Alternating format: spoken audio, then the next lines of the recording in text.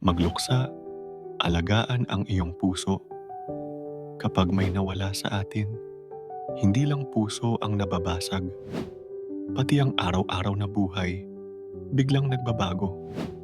Normal lang na malungkot, normal to na malito, normal lang na itanong, bakit?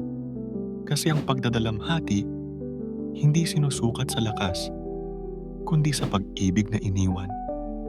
Walang tamang paraan para magluksa, walang tamang bilis para makaahon.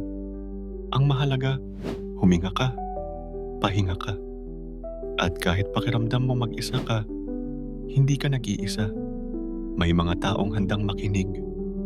May mga alaala na magpapaalala na minahal mo at minahal ka.